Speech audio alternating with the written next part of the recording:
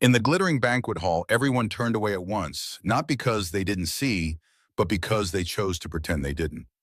Victoria Stone, CEO of Stone Hospitality Group, the most powerful woman in Las Vegas, swayed unsteadily by the bar. Her sequin dress shimmered under the lights, her cocktail glass tilting dangerously in her hand.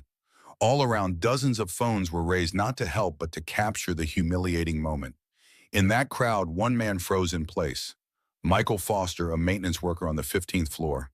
Every instinct in him screamed, "Don't get involved. This isn't your business." But Victoria's eyes suddenly met his, not the eyes of a powerful CEO, but the eyes of a human being desperate for someone to reach out. And Michael thought of Emma, his 9-year-old daughter who often asked Daddy if everyone turns away, then who will be the first to step forward? Michael put down his cloth. He walked past the mocking stares, past the murmurs. What's he trying to do? Looking for attention. Natalie Harris, a senior executive, even smirked. Let her handle it herself. Why get involved? But Michael didn't stop. He had no idea that this seemingly small decision would change both his and his daughter's lives. Not because of money, not because of a title, but because of one important lesson: sometimes doing the right thing quietly is when it matters most. 5:00 a.m. in Las Vegas. While most of the city still slept after its dazzling nights, Michael Foster had already been up since 4:30. Not because he liked waking early, but because it was the only way to prepare breakfast for his daughter before heading to his shift. The father and daughter lived in a small apartment in the old downtown area, a place where ambulance sirens echoed through the night, where the air conditioner rattled as if it could break down any moment. Simple as it was still the only home they had left. In the bathroom, Michael looked into the mirror, a 42-year-old man with graying hair, the wrinkles at the corners of his eyes deeper than the year before. On the shelf, a small photo frame sat neatly, the only remaining picture of Sarah, his wife, who had passed away from cancer 3 years ago. He remembered vividly those final nights in the hospital when Sarah held his hand and whispered, "Promise me, Michael. Let Emma see that no matter how harsh life gets, kindness is always the most important thing."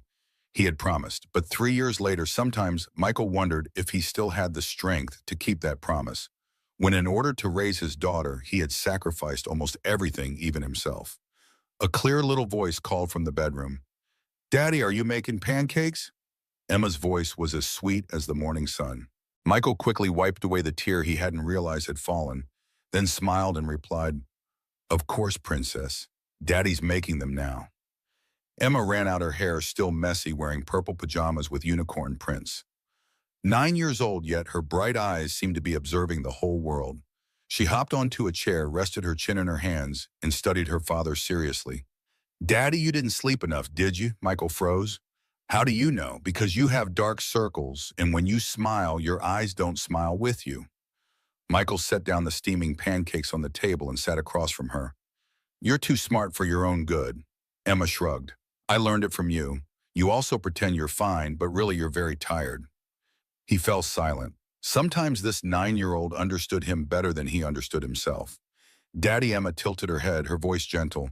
"Today is the day you go to the party, right?" "Yeah, but I don't really want to go." "Why not?" "Because I don't belong there. I'm just maintenance staff." Emma softly placed her small hand on his. "What did Mommy use to tell me?" Michael swallowed hard. "She said no one is ever just something. Everyone matters. Then you have to go. Maybe you'll meet someone important, or maybe you'll do something important." Michael let out a small, weary laugh. "You sound like a prophet for a 9-year-old." Emma shook her head seriously. "I'm not a prophet, but I know if you keep avoiding everything, you'll never see the good things waiting ahead." He gazed at his daughter silently. 9 years old, but sometimes Emma felt like an old soul who had lived 100 years. "All right," he sighed, "I'll go, but only for an hour." Emma squealed with delight. "Yes, and make sure to dress nicely. Mommy used to say you were really handsome." Someone on the other side of Las Vegas, in a penthouse apartment with floor-to-ceiling windows overlooking the Strip, Victoria Stone was already awake and dressed at 6 a.m. Not because she had to, but because sleep had eluded her. Today marked 10 years since her father's death, 10 years of guilt and unresolved pain. At 40, Victoria had achieved more than most people do in a lifetime. She had transformed Stone Hospitality from a single struggling casino into the third largest hotel chain in Las Vegas. Business magazines called her brilliant, ruthless, innovative. Her employees called her the Ice Queen, behind her back, never to her face. Victoria stood before the floor-to-ceiling windows, the morning sun painting the sky in shades of purple and orange. In the reflection of the glass, she saw not the powerful CEO in her tailored black suit, but a woman who had lost her way. She reached into her pocket and pulled out an old, worn photograph. A dark-skinned man in a maintenance uniform smiling beside a small, black-haired girl, Thomas Stone, and his daughter, Julie, before she became Victoria, before she became the Ice Queen. She tucked the photo away as her phone buzzed with the first of hundreds of emails and messages that would demand her attention today. But today was different. Today was the anniversary, and for the first time in years, Victoria felt the ice around her heart beginning to crack.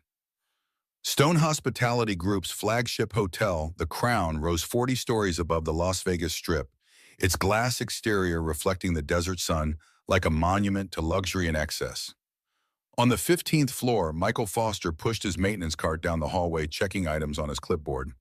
This had been his life for 3 years now, fixing leaky faucets, changing light bulbs, unclogging toilets. Not glamorous work, but it paid the bills. Most of the time, "Morning, Foster," a familiar voice called out. Robert Davis, a 55-year-old African-American man who had worked maintenance at the Crown for over a decade, approached with his own cart. "Morning, Robert. How's it going?"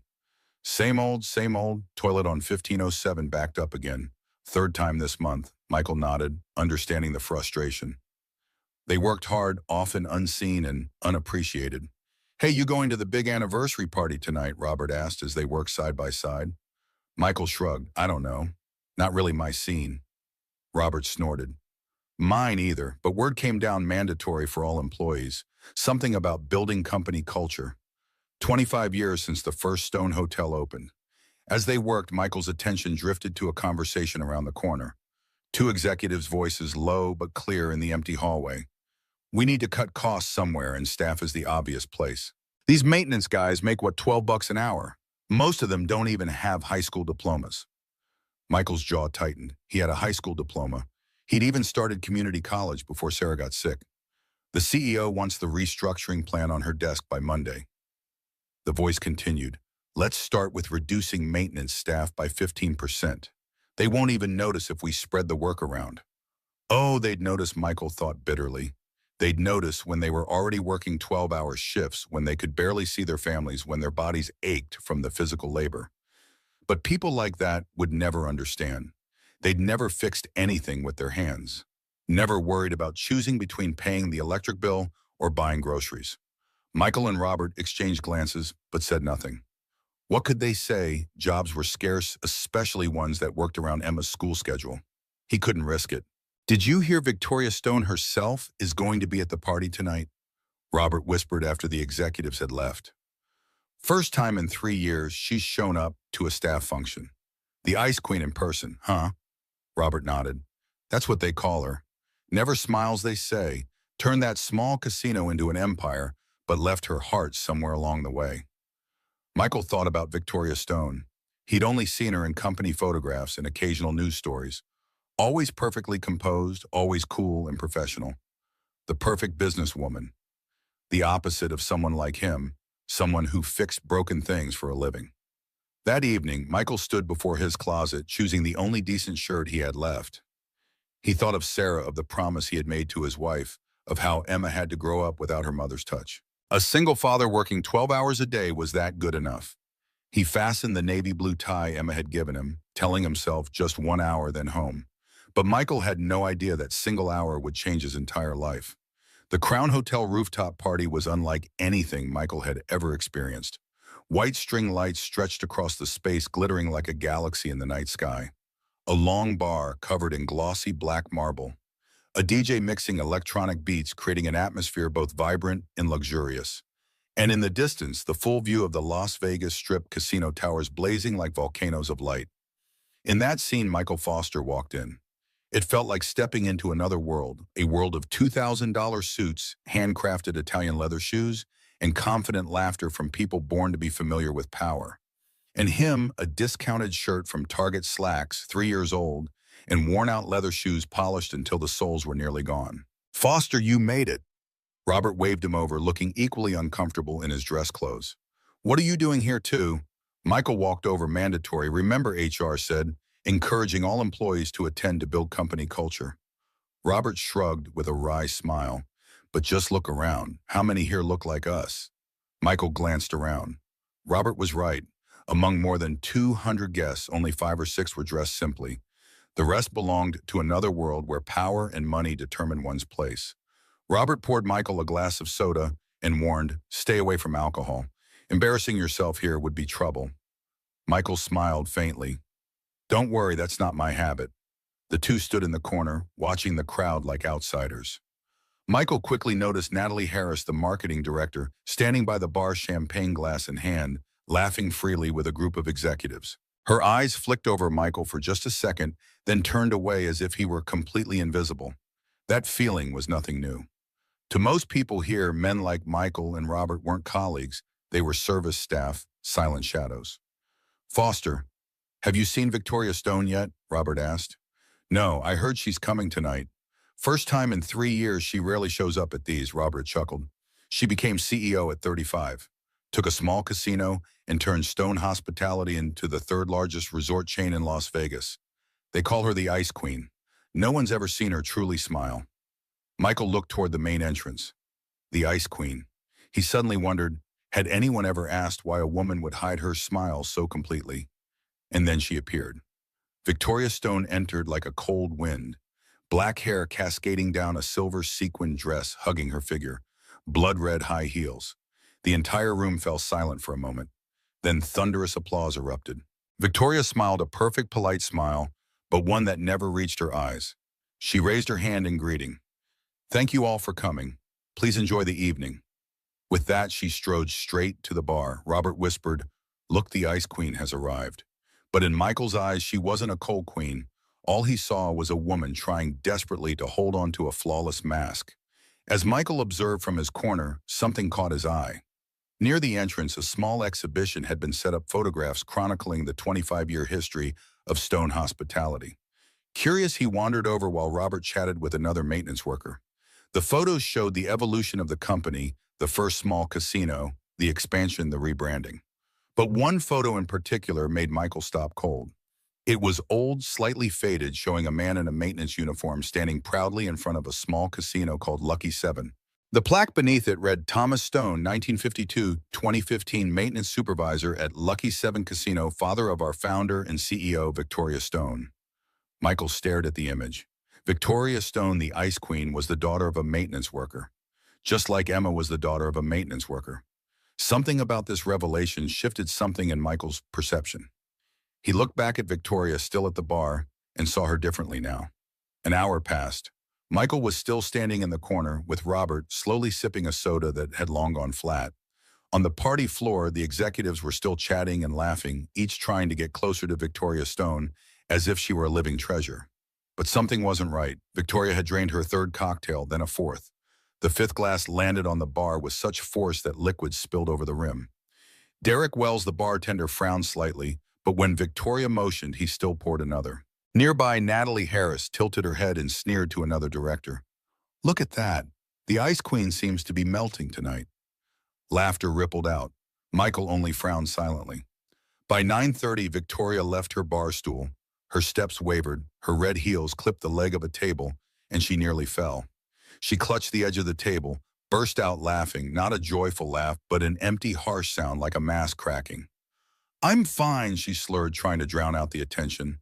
What are you all worried about? I'm still the CEO. I still control everything. No one responded. The entire room simply watched. Tiffany Nguyen, the young receptionist, whispered to an executive beside her. Should we call a car for her? The man shook his head firmly. Don't get involved. Let her handle it. And then phones came out all at once. At least 5 cameras aimed at Victoria. No one called a car. No one reached out. They only wanted to record. Oh my God, look at this, a woman's voice chuckled. The CEO drunk like this. It'll go viral for sure. Where to post it? A man asked. Not sure, but save it. It might come in handy. Robert stood next to Michael, his voice heavy. Foster, I don't like this. Neither did Michael. Before him, Victoria Stone, the most powerful CEO, was no longer the untouchable, icy figure. Tonight, she was just a drunk woman, abandoned in the very crowd that cheered her every day. Victoria dropped into a chair, covering her face with her hands. Her shoulders trembled. It wasn't clear if she was crying, but the way she hung her head, the way her body folded in on itself, this was no longer alcohol. This was collapse. Natalie Harris stepped forward, her voice laced with forced concern. "Miss Stone, do you want us to call someone?" Victoria lifted her head, her eyes bloodshot. "Call who, my brother, the one who hasn't spoken to me in 3 years? Or my friends, those people who only call when they need money?" Her voice cracked, trembling. Or call my father, oh right. He's dead. 10 years. 10 years and I never even got to say sorry." A short, bitter laugh burst out, half pain, half self-mockery. Natalie faltered, stepping back awkwardly. "I just wanted to help." "Help?" Victoria snapped, narrowing her eyes. "You're recording me, aren't you? I see the phone in your pocket." Natalie froze, her face drained of color. The entire room sank into heavy silence. Then one by one, people began to slip away. Some stepped out to the balcony, others melted into the crowd. No one wanted to be caught in the scene of the Ice Queen melting right before their eyes. Robert sighed, whispering, "Foster, we should go. This isn't our business." Michael nodded faintly, but his feet didn't move. All he saw was Victoria, the woman once a symbol of power, now sitting alone, shoulders slumped like an abandoned child. In his mind flickered the image of Emma and Sarah's whispered it from years ago. Kindness is the most important thing. If one day Emma were in this situation, would he want the world to turn its back on his daughter? Michael set his soda down on the table. "Robert, I'm going to stay a while." Robert looked at him in surprise. "What are you planning to do?" "The right thing." He walked toward Victoria Stone. With each step, he felt the eyes of the entire room pressing against his back. Whispers spread. "What's he doing? Who is that? Oh, the maintenance guy. Really trying to be a hero." Michael didn't care. In his mind, only Emma's voice echoed, "Daddy, if someone needs help and no one helps, then who will be the first?" And at that very moment, Michael decided the first would be him. "Miss Stone." Michael's voice broke through the heavy air. Victoria lifted her head. Her eyes were bloodshot, her gaze unfocused as she tried to concentrate. Who are you, Michael Foster, ma'am? I maintain the 15th floor."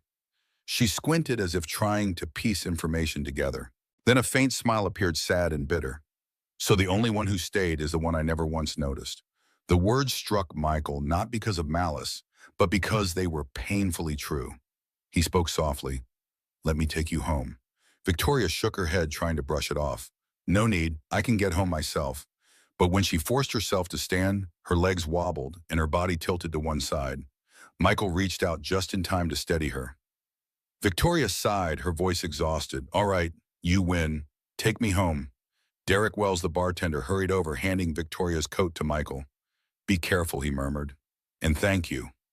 Michael nodded, draped the coat over Victoria, and guided her toward the door. The room was wrapped in a strange silence. No one spoke, no one stopped them, but no one helped either. Natalie Harris stood near the door, champagne glass in hand, her eyes complicated, half curiosity, half shame.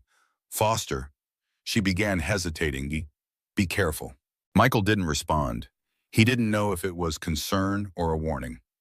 Michael's old sedan was parked at the farthest corner of the lot, the section for low-level employees. A 2008 Honda Civic. Its paint faded, the right taillight cracked the driver's seat, torn and patched with tape. When Michael opened the door, Victoria paused for a moment. Her eyes swept over the worn interior, then back at him. "This is your car?" "Yes, ma'am." A beat of silence, then she climbed in, buckled her seatbelt, and said nothing more. Michael started the engine. The car pulled out of the lot and onto the road. In the cramped cabin, the distance between him and the powerful CEO suddenly felt strangely close, and he realized, stripped of the spotlight, stripped of power, stripped of $1,000 suits, Victoria Stone was only the figure of a tired, wounded, lonely woman. The car glided slowly along the Las Vegas Strip. Outside, casinos blazed neon lights.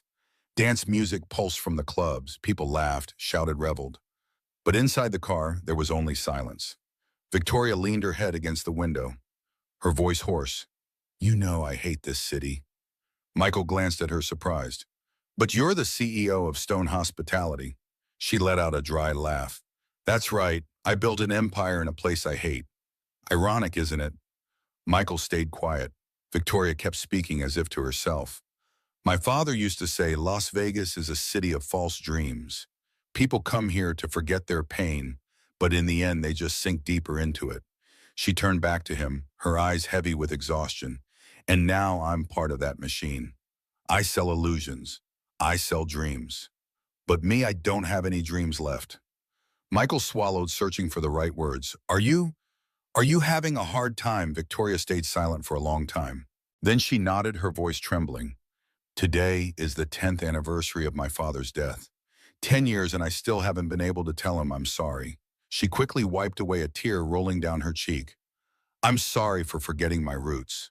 Sorry for becoming someone he never wanted me to be. Sorry for abandoning everything he taught me. Her voice broke. Today, when I looked in the mirror, I didn't recognize myself anymore. The car stopped by the side of a quiet street far from the flashing neon lights of the Strip. Street lamps cast their yellow glow. The night breeze rustled softly through the trees. Victoria was still crying but tried to suppress it as if ashamed to let a stranger see her weakness. Michael opened the glove compartment and pulled out a tissue box Emma had left there, scrawled across it in childish handwriting, "Daddy, don't forget to smile." He handed it to Victoria. She looked at the words, then turned to him with a faint, sorrowful smile. Your daughter wrote this? Yes, Emma, 9 years old. Emma? She repeated softly, wiping her tears. Beautiful name. She must love you very much. Michael nodded, his eyes lit with sincerity. And I love her. She's the reason I try every single day. Victoria sat in silence for a long moment, then exhaled gently, her eyes drifting far away. My father used to say the exact same thing. Her voice softened as if sinking into memory. His name was Thomas Stone. He died at 52 from lung cancer. He worked in chemical-heavy environments for 30 years. Never had proper insurance. She paused, drawing a deep breath to steady herself. My father was a maintenance worker just like you. Back then, he worked at a small casino called Lucky 7. It's gone now, torn down to build a high-rise. The story flowed like a river she had held back for too long. My mother left when I was 5. It was just the two of us. My dad worked double shifts mornings at the casino, nights as a supermarket guard. He slept less than 4 hours a day, but he never once complained. Tears streamed down again as Victoria gave a bitter laugh through her chin. He used to say, Julie, sweetheart, I don't do this job because I like it, but because of you. One day you'll have a better life than I ever did. That's my dream. Michael felt his throat tighten. That story was too much like his own life. Victoria went on, when I was 12, my father was fired. The reason because he stood up for a colleague being harassed by the boss. He said it outright, that's not right. And then they let him go. She wiped her tears, her voice trembling. That day he came home pale-faced, but still told me, Julie, remember this, never stay silent in the face of injustice, even if it costs you. If you stay silent, you'll lose yourself. Michael asked softly, what did he do after that? He looked for another job, still as a maintenance worker, but at a smaller company. For less pay, worse conditions. Even so, he never let me see him sad. He always smiled, always encouraged me to study. Victoria turned to him, her eyes brimming. And do you know what the last thing he ever said to me was? Michael fell still, only shook his head faintly. Victoria broke down, sobbing aloud. He was lying in that hospital bed, skin and bones. I held his hand, sobbing, begging him not to go. And he smiled, stroked my hair, and whispered, Julie, sweetheart, I'm so proud of you. You've studied hard. You're about to enter college. But remember one thing, no matter how successful or wealthy you become, never forget your roots. Never look down on workers like me because they too have dreams, families, their own pain. They deserve respect. Victoria buried her face in her hands, her sobs choking. And I promised I would never forget. But I forgot Michael. I forgot everything. Michael sat motionless. He knew that feeling, the weight of a promise carried in your heart, yet unfulfilled. Victoria wiped her tears and continued, her voice hoarse. After my dad died, I threw myself into success. I studied business, worked like mad, wanted to prove that a maintenance worker's daughter could stand at the top. She let out a bitter laugh. And I did it. At 25, I became director of a small casino. At 30, I bought it, renamed it Stone Hospitality. At 35, I turned it into the third largest resort chain in Las Vegas. She bit her lip, her voice breaking. But along the way, I lost myself. I grew cold, treated people like tools. I fired employees without caring why. I cut wages to raise profits. I I became the kind of person my father hated most. Victoria looked straight into Michael's eyes, hers glistening. And tonight, when I was drunk, when I fell, all the people I thought were colleagues, friends, they turned their backs. They filmed me, mocked me. No one helped. She clutched Michael's hand, trembling. But you, a man, I never once noticed a man. I dismissed as just a maintenance worker. You were the only one who stepped forward. And in that moment, I saw my father in you. I saw the kindness I lost. I saw the person I was meant to be. She sobbed, whispering, "Thank you, Michael. Thank you for reminding me who I used to be." Michael held her hand firmly, his voice earnest. "You don't need to thank me. I only did what anyone should do.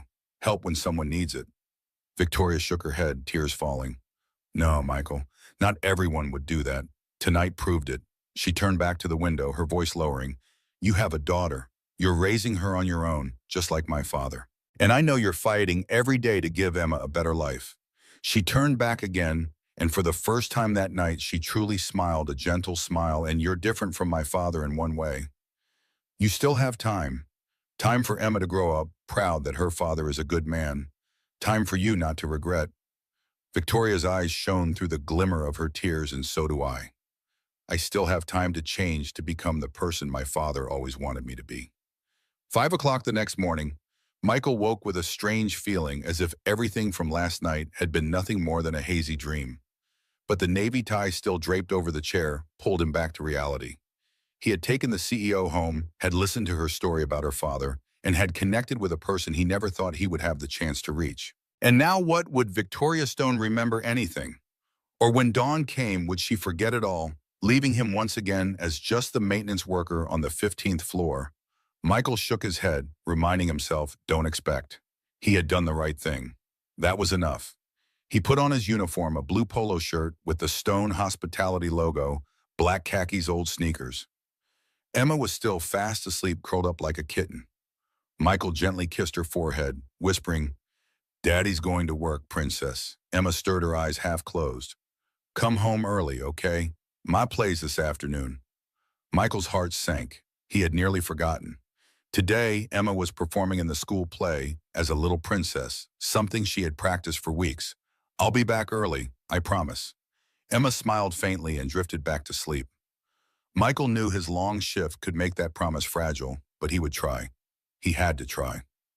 6:00 a.m. Michael entered Stone Hospitality through the back entrance for service staff, swiped his card, and rode the freight elevator to the 15th floor.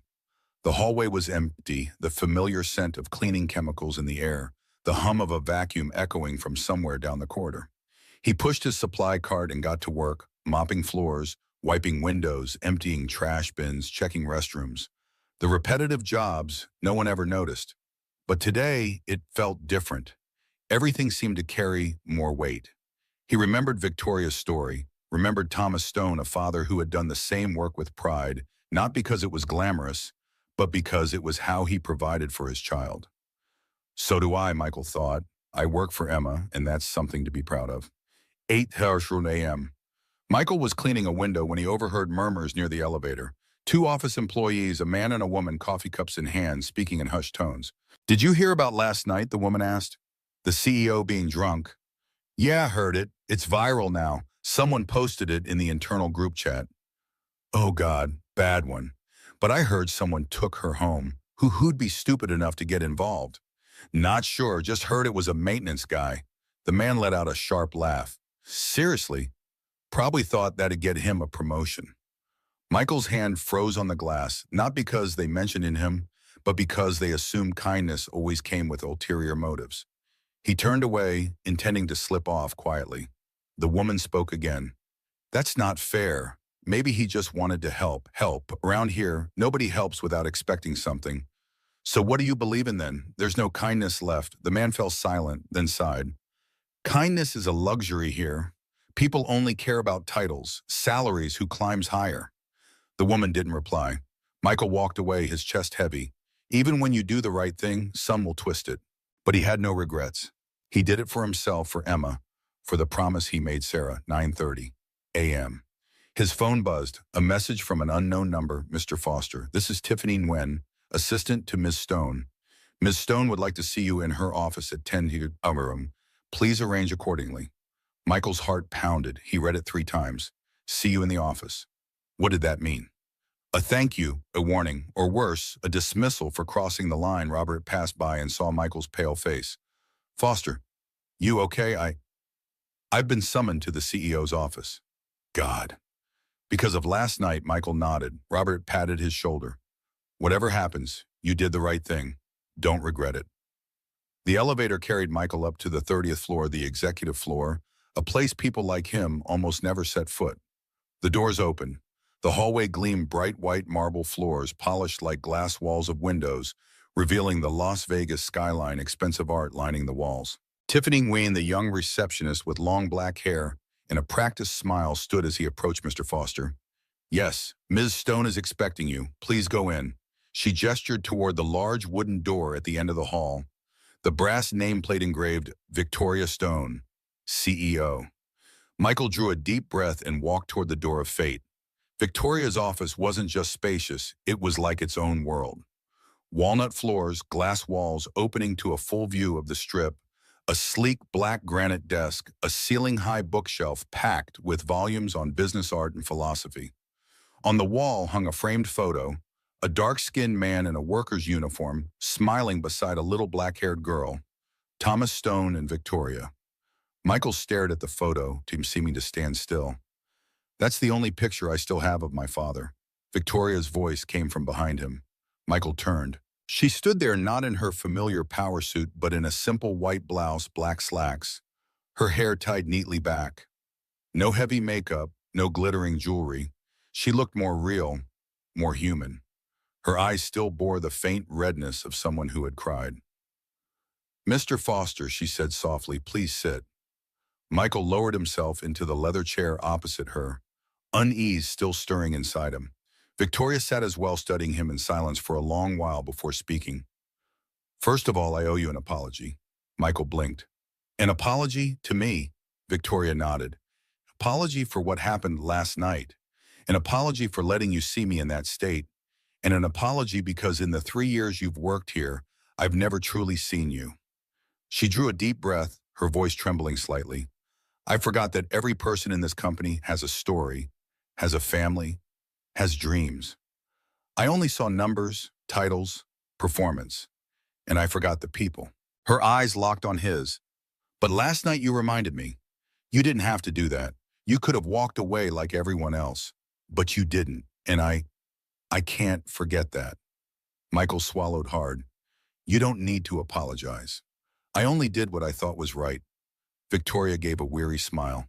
And that's exactly what shames me. In a world where everyone chooses what's advantageous, you chose what's right. She rose and walked to the photo, her fingers brushing the frame. I told you about my father, about the promise I forgot. But there's one more thing. Her voice cracked. 10 days before he died, my father said, Julie, if one day you forget who you are, remember this. You are the daughter of Thomas Stone, a man who worked with his hands but had an honest heart. That's what matters most. Victoria turned, tears streaking down her cheeks, and last night when I looked at you, I remembered. Silence filled the room. Victoria wiped her tears, her voice steadier now. I've thought about it all night. I want to change not just myself, but this company. She opened a drawer and pulled out a folder. I reviewed your file, Michael. 3 years of work, no tardiness, no complaints, consistently excellent performance. And more than that, she read aloud. 2023, Mr. Foster volunteered 4 extra hours to clean after a water pipe burst on the 12th floor. No request for overtime pay. 2024, Mr. Foster supported his older colleague, Mr. Robert Davis, when he injured his back. Volunteered to cover his shifts for 2 weeks. Victoria looked up. You are exactly the kind of person this company needs. And I never saw it. She set the file down, her voice growing firm. Michael, I can't make up for the last 3 years, but I can change the future. She produced an envelope. This is an official offer, Director of Employee Welfare, salary $65,000 a year. Full benefits, health insurance for you and Emma, dental retirement plan. Hours 8 to 5, Monday through Friday. No night shifts, no weekends. Michael sat frozen. Victoria continued, and beyond that, you'll have the authority to establish new policies for taking care of the service staff, so they're no longer invisible. She stood, extended her hand. Michael Foster, will you accept? Michael looked at Victoria's outstretched hand, then let his eyes fall to the envelope she was holding. $65,000 a year, that figure was twice his current income. Enough so Emma wouldn't have to wear secondhand clothes. Enough so he wouldn't live each month in fear of the electric bill. Enough for them to live, not just survive. But another voice echoed in his head. What will they say about you? He glanced at the door, imagining the whispers. He took advantage of her when she was drunk. Put on a show to get promoted. A director. He's just a maintenance guy. His throat tightened, his voice trembling slightly. Ms. Stone, I don't know if I deserve this. Victoria lowered her hand, her eyes warm but resolute. You're worried about what people will think, aren't you? Michael nodded. Honestly, last night I already heard the whispers. They think I helped you because I had an agenda. If I accept this job, they'll believe it even more. Victoria was quiet for a moment, then walked back to her desk and picked up a remote. Let me show you something. The large screen on the wall lit up. A video played security footage from the rooftop party the night before. The recording ran. Michael saw himself standing in the corner with Robert. Saw Victoria sitting alone at the bar, the crowd dispersing one by one. The camera captured the moment he hesitated, looked toward the exit, then turned back toward Victoria. The decisive moment he set his soda down, stepped toward her, caught her as she staggered and guided her through the crowd without looking at anyone, without caring about their stares. Victoria switched off the video and turned to him. Do you see? In that moment, you weren't thinking of gain or of what people would say. You only thought that someone needed help. She stepped closer. And that's why I believe you deserve this. Not because you helped me, but because you have something many here have lost: compassion. Victoria sat beside him, not as a CEO behind a desk, but like a confidant. Michael, I understand your fear and I don't blame you. But let me tell you something. She looked directly into his eyes. My father was mocked for being a maintenance worker. People said he had no education, no future. And he told me, they can laugh at my job, but they cannot laugh at how I do it. I work with pride, with dedication, and with a true heart. That's something no one can take away. Victoria gave a small smile. You're the same, Michael. People can say whatever they want, but they cannot deny your dedication and your heart. Michael's throat tightened. For the first time besides Emma and Sarah, someone truly saw him. But Ms. Stone, he rasped, I don't have a degree. I've never managed anyone. I don't know if I can do this. Victoria shook her head. Degrees can be earned, management skills can be trained, character cannot be taught. She laid a hand on his shoulder. And you already have the most important thing. You understand what it's like for the workers who keep this place running. You won't forget them, as I once did. She rose, extending her hand once more. So this time, will you accept? Michael looked at that hand, then lifted his eyes to the face that was no longer cold but filled with warmth. He thought of Emma, of the promise he had made Sarah, of wanting to give his daughter a better life. If I take this job, he said, his voice still shaky but resolute, I promise I will never forget where I came from. I will never forget the people like me. Victoria smiled the most genuine smile of that long night. That is exactly why I chose you. Michael stood, took her hand. I accept. Victoria smiled through glistening eyes. Welcome to your new role, Director Foster.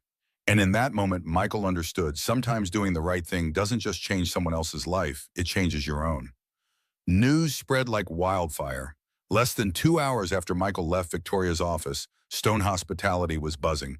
Michael Foster, the maintenance man, has just been appointed Director of Employee Welfare. Walking through the 15th floor hallway, Michael felt the eyes on him cold as blades. Robert rushed over, wrapping him in a hug, his voice bursting with excitement. Foster, you did it. I'm so proud of you. But not everyone shared Robert's joy. In the corner, two accountants whispered, glancing at him. A security guard passing by shook his head, muttering, lucky bastard. And by the elevators, Natalie Harris, the marketing director, stood still, her eyes icy fixed on him without a word. Michael stepped into the men's restroom, intending to splash water on his face and regain composure. From the stalls came lowered voices punctuated with derisive laughter. He must have done something. No one gets promoted that fast. Yeah, probably had some leverage to blackmail the CEO. Or worse, maybe they've got some kind of relationship. Michael froze, hands gripping the sink, each word like a knife twisting deeper. He wanted to confront them, to shout back, but knew the more he explained, the less they would believe. He only splashed cold water on his face and walked out, his heart heavy. Day one and already like this. That afternoon, Michael's inbox pinged with an email from Richard Bennett, Director of Human Resources. Mr. Foster, please come to my office at 2 p.m. We need to discuss your position transition. At the appointed time, Michael arrived. Richard, a man in his 50s, sharp gray suit, gleaming gold-rimmed glasses, sat behind his desk, face unreadable. Sit down, Foster. Michael obeyed the air, heavy like an interrogation. I'll be direct. I don't agree with this decision. Michael blinked, why Richard's eyes locked on his unblinking. Because you have no management experience, no relevant degree, and most importantly, your appointment has sparked serious doubts about fairness in this company. He opened a file, flipping through pages. In the past 3 hours alone, I've received 7 complaint emails from senior and mid-level staff alike. They all believe your promotion is completely illegitimate. He paused, his tone lowering. And frankly, Foster, I share the same question. Why did Mrs. Stone choose you? What exactly happened last night? The words struck Michael like a slap, not because they were false, but because logically they made sense. If he were an outsider, perhaps he would have thought the same. Michael drew a deep breath, forcing calm into his voice. Mr. Bennett, I understand the suspicion, and I don't blame anyone. But I assure you I did nothing wrong. I only helped someone when they needed it. Ms. Stone, she saw something in me, something I never saw in myself. Richard leaned back, his face still carved from stone. Nice words, Foster, but in the corporate world, words hold no weight. Only actions prove anything. He rose, snapping the file shut. I'll give you 3 months of probation. If you can't prove yourself, I'll recommend to Ms. Stone that this decision be rescinded. Before Michael could reply, Richard opened the door, adding icily, and one piece of advice, don't let sentiment cloud your judgment here. Only results are recognized. Michael walked out heavier than when he'd walked in. 3 months, just 3 months to prove his worth. If he failed, he wouldn't just lose the job. He would lose respect and confirm the skeptics were right all along. He glanced at his watch, 3 p.m. Emma's play was set to start at 3:30. Pressure weighed from every side, but one thing was clear in his mind. No matter what happens, I can't let Emma down. That afternoon, Michael drove like a madman toward Emma's school. Las Vegas blazed under the sun, traffic jammed, horns blaring, but he didn't care. The only thing in his mind was the image of his little girl waiting for her dad at the stage. 3:25 p.m. The car shot into the parking lot. Michael hurried into the auditorium where the doors were already shut. The play had begun. He slipped quietly into the back row, panting. On stage, children were performing the play of a princess and a dragon. And then Emma appeared. She wore a purple princess dress, the old one from the discount store, but Emma had carefully sewn sequins on it to make it sparkle. Her clear voice rang out, I don't need anyone to save me, but I am grateful for those who stayed with me when I needed them. The line pierced straight into Michael's heart. He watched his daughter, smiling brightly on stage, completely unaware that her father sat silently in the dark, tears streaming down his face. In that moment, he understood everything he did wasn't for money, wasn't for a title, wasn't to prove anything to anyone. It was so Emma could stand there confident, happy, without worrying whether her dad could pay her tuition tomorrow. When the play ended, the audience erupted in applause. Emma bowed her eyes, scanning the hall, and then she saw Michael. Her face lit up, her small hands waving high, her lips mouthing, Daddy. He waved back, smiling through tears. After the performance, Emma ran out and leapt into his arm. Daddy, you came. I thought you wouldn't make it. Michael hugged her tightly. I promised, didn't I? I'll never let you down. Emma tilted her head, eyes glistening. Daddy, are you crying? No. Michael wiped his eyes, smiling. It's just, I'm so proud of you. Emma beamed. I'm proud of you too. When did you come? From the start, I saw everything. She hugged him tight, whispering, You're the best daddy in the world. And Michael knew no matter how many doubts swirled outside, this moment alone was enough to keep him standing firm. On the way home, Emma chirped, Daddy, did something good happen to you today? Michael smiled. Yes, I have good news for you, V. What is it? I got a promotion. Emma's eyes went wide. Really promoted to what? Director. Director of Employee Welfare. She bounced on her seat. Oh my gosh, I knew it. I told you to go to that party and you'd meet someone important. Michael chuckled. Yeah, you were right. I did. Her name is Ms. Stone. Is she nice, Daddy? He paused, thinking of Victoria, her story, her pain, and her resolve to change. She lost herself once, but now she's trying to come back. Emma was quiet for a moment, then asked Daddy, why do you always help people, even when they're not your friends? The question caught Michael off guard. He drove a little farther, thinking, then answered, because your mom taught me something. In this life, we'll meet many people. Some will help us, some will hurt us. But what matters isn't how they treat us, it's how we treat them. He glanced at his daughter in the rearview mirror, because in the end, when we look back, we won't remember what we had. We'll remember what we gave. Emma thought for a moment, then said seriously, Daddy, I think Mommy would be very proud of you. Michael froze. Why do you think that? Emma smiled. Because Mommy always said a good person isn't someone who's never fallen. It's someone who falls, stands back up, and still chooses to do what's right. You've fallen many times when Mommy died, when you had to work double shifts, when you were tired but still played with me. But you never gave up. You're still good. Tears welled again. Michael had to pull over, unable to see the road. Emma grew worried. Daddy, what's wrong? He hugged her tightly, his voice breaking. I just love you so much, Emma. So much. That night, after Emma had fallen asleep, Michael sat alone on the sofa, opened his laptop. His inbox overflowed with congratulations, doubts, challenges, but he didn't open them. Instead, he quietly opened an old file, the letter Sarah had left before she died. My dearest Michael, if you're reading this, it means I'm no longer with you. I know you'll be in pain, but remember you are the strongest man I've ever known. Not because you don't cry, but because even when you do, you stand up and keep going. Teach Emma that. Teach her that kindness is not weakness, but strength. And one day, when you feel you're not good enough, remember to me and to Emma, you will always be our hero. I love you forever, Sarah. Michael closed the laptop and wiped his tears.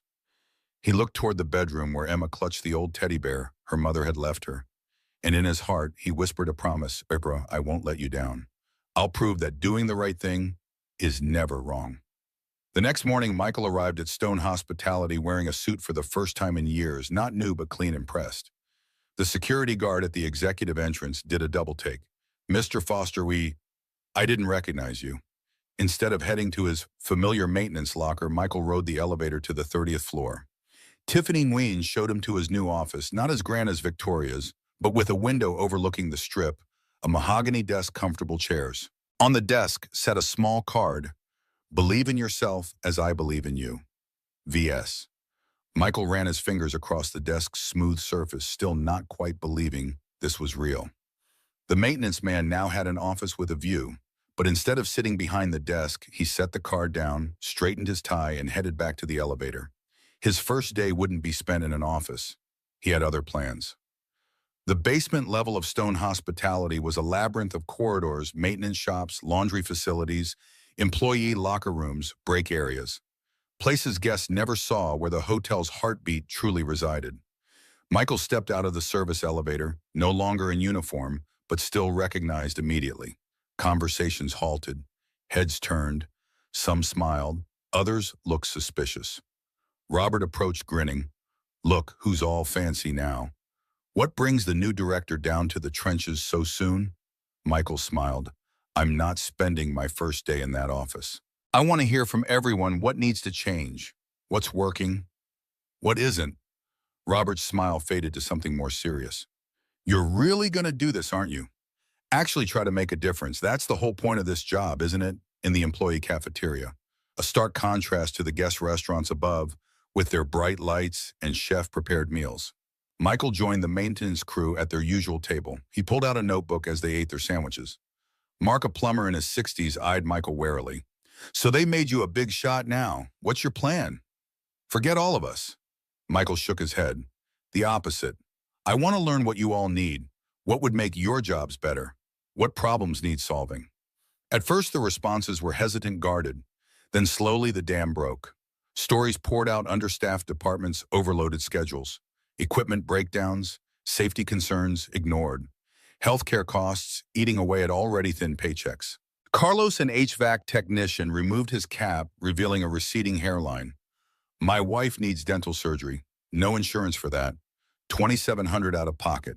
Linda, a housekeeper supervisor, showed Michael her schedule. 16 rooms per 8-hour shift. Used to be 12. Quality suffers, but if we complain, they say there are 20 people waiting for our jobs.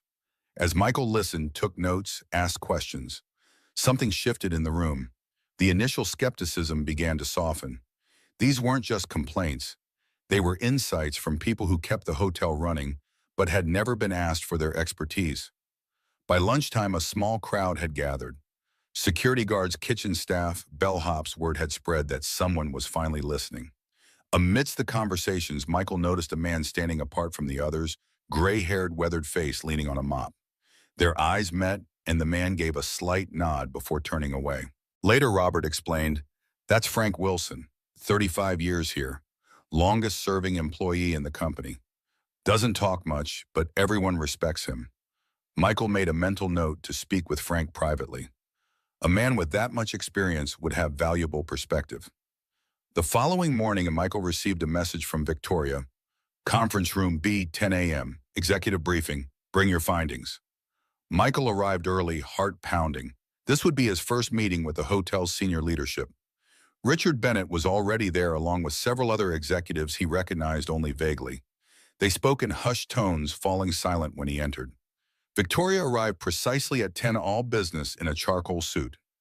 No trace of the vulnerable woman from the car remained in her professional demeanor. Good morning, everyone. As you know, I've appointed Michael Foster as our new Director of Employee Welfare, a position I've created to address concerning trends in our staff retention and satisfaction metrics. She gestured toward Michael. Director Foster has spent his first day researching conditions on the ground. I've asked him to present his findings and preliminary recommendations. Natalie Harris, seated near Richard, didn't bother hiding her eye roll.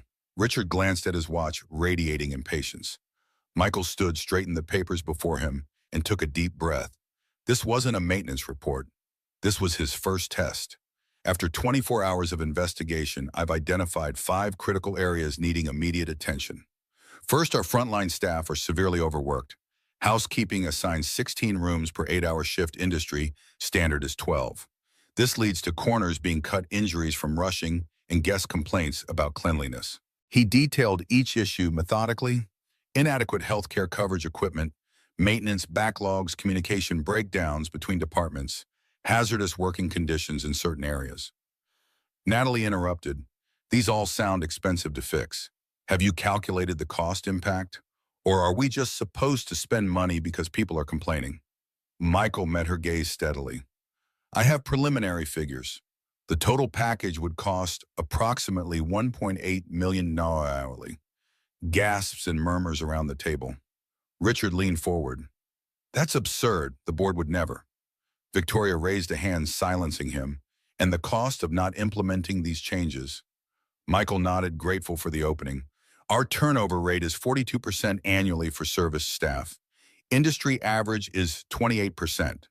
Each replacement costs roughly $14,000 in recruitment training and lost productivity. With 800 service employees, that's about $4.7 million lost to turnover alone each year. He flipped to the next page of his report. Additionally, our workers' compensation claims from preventable injuries cost us $870,000 last year. Guest satisfaction scores have dropped 8 percentage points in the past 2 quarters, primarily citing cleanliness and service issues. That translates to approximately $3.2 million in lost revenue from guests who don't return or downgrade their stays. The room fell silent. Michael continued, total annual loss from these issues, approximately $8.7 million. My proposed investment of $1.8 million addresses the root causes of these problems with a projected 400% return. Victoria's lips curved into the faintest smile. Richard cleared his throat. These figures need verification. I'll need to see your sources and methodology. Of course. I've included all data sources in the appendix. Our own HR systems provided most of it. After the meeting, Victoria pulled Michael aside. That was impressive. Where did you learn to do financial analysis? Michael felt his face warm. Community college. 2 semesters of business courses before I had to drop out when Sarah got sick. I've been reading business books at the library ever since, trying to understand how companies work. Victoria's expression softened. You're full of surprises, Michael Foster. He shrugged. I just thought if I was going to convince anyone, I'd need to speak their language. Money. She nodded. You're learning fast, but be prepared. They're going to fight you every step of the way. I'm counting on it. That evening, Michael returned to a silent apartment. Emma was at a friend's house for a sleepover birthday party. The emptiness felt strange after such an eventful day. He loosened his tie, sank onto the sofa, and for the first time allowed the enormity of his new position to wash over him. His phone buzzed, an unknown number. This is Natalie Harris. We should talk. Monarch Lounge in an hour. The Monarch Lounge was the Crown's upscale cocktail bar, typically filled with high rollers and executives. Michael arrived precisely on time, feeling out of place despite his suit. Natalie sat in a corner booth, martini glass already half empty. I ordered you a drink. Her tone was neutral, impossible to read. I guessed whiskey. Michael slid into the booth. Good guess, but I don't drink on weeknights, not when I'm a single dad. She raised an eyebrow, taking another sip. Commendable. I'll get right to the point then. What's your angle, my angle? Natalie leaned forward, her voice dropping. Everyone has an angle, Foster. Victoria doesn't just hand out director positions to maintenance men, especially not after one night of whatever happened between you two. Michael felt his temperature rise. Nothing happened. I drove her home because she was in no condition to drive herself. We talked, that's all. She laughed, a brittle sound. Please, I've been here 5 years. Worked my way up, degree from Wharton's 60-hour weeks. And suddenly you're sitting in our meetings throwing around numbers like you belong there. Michael studied her face, the perfect makeup, the carefully constructed confidence, the barely concealed fury. Behind it all, he recognized something familiar. Fear, the same fear he'd felt his entire working life of being replaceable, dispensable. I understand why you're upset. I would be too in your position. But I'm not your enemy, Natalie. I'm not here to climb some corporate ladder or take anyone's position. Her eyes narrowed. Then why are you here? Because for 3 years, I've watched good people, skilled, people treated like they're invisible. I've fixed the same broken equipment over and over because the company wouldn't invest in proper replacements. I've seen housekeepers cry in the break room because their bodies are breaking down from the workload, but they can't afford to lose their jobs. Someone needed to speak up. She studied him over the rim of her glass noble, but nobility doesn't last long here. This is business, not charity. Michael leaned forward. That's where you're wrong. It is business. Happy employees provide better service. Better service means happier guests. Happier guests spend more money and come back. It's not charity, it's smart business. Natalie considered this, swirling the remaining liquid in her glass. Let's say I believe you. That still doesn't explain the Victoria's interest in you. Michael chose his words carefully. Ms. Stone is reassessing certain aspects of how the company operates. I happened to be in the right place at the right time when she needed someone who understands the frontline perspective. Her laugh turned genuine. You're diplomatic. I'll give you that. She drained her glass, setting it down with finality. I'm still not convinced you belong here, Foster, but I'll be watching. Prove me wrong. She stood collecting her purse. One piece of advice: Richard isn't just skeptical. He's actively working to undermine you. He had his own candidate for a similar position, and Victoria overrode him without consultation. Michael blinked, surprised by the information. Why tell me this? Natalie shrugged. Because unlike Richard, I care more about results than politics. If you actually improve things, I'll be the first to admit I was wrong. She walked away, leaving Michael with an untouched whiskey and a new understanding of the battlefield he'd entered. The next morning, Michael arrived at his office to find Frank Wilson waiting outside. The older man stood when he approached. Got a minute? Director Michael unlocked the door. Of course. Come in. Frank entered slowly, surveying the office with undisguised skepticism. Nice view. Very different from the basement. Michael gestured to a chair. Please sit. What can I do for you, Frank? Lowered himself carefully, joints stiff from decades of physical labor. I've been watching you, talking to the crews, asking questions, taking notes. I'm trying to understand the real issues. Frank's weathered face remained impassive. 35 years I've been here, seen 6 different owners, 12 general managers, countless directors come and go. Most made big promises, few delivered. Michael nodded. I understand your skepticism. Frank leaned forward, eyes suddenly intense. You've been given a chance nobody in your position has ever had. You could actually change things. But if you fail, if this is just another PR stunt that goes nowhere, it'll crush whatever hope these people have left. The weight of Frank's words settled on Michael's shoulders like a physical burden. I don't intend to fail. Frank stood, his message delivered. Good. Because they're starting to believe in you, and that's dangerous. As he reached the door, Frank turned back. One more thing. There's a file in the old record room. Personnel archives from 1998 to 2005. Might want to take a look at how things used to be here. Before the cutbacks, before the Ice Queen. After Frank left, Michael sat motionless, absorbing the conversation. There was more at stake than his promotion, more than proving himself to Richard or Victoria. People, real people with families and struggles, were beginning to hope. And hope, as Frank had indicated, could be dangerous when disappointed. Late that afternoon, Michael found the records room, a forgotten corner of the administrative floor, filled with filing cabinets and boxes of papers predating the digital era. Dust covered everything. Clearly, few people ventured here anymore. He located the personnel files Frank had mentioned. Hours passed as he paged through employment records, policy manuals, meeting minutes. A picture emerged of a different Stone Hospitality before Victoria had fully taken control, before cost-cutting became the priority. There had been an employee medical clinic on site, subsidized childcare, a profit-sharing program for all employees, not just executives, training programs that created advancement paths from entry-level positions to management, all dismantled between 2018 and 2020, the years Victoria consolidated her control and focused on expansion.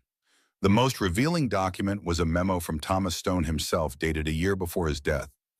In it, he outlined his vision for the company.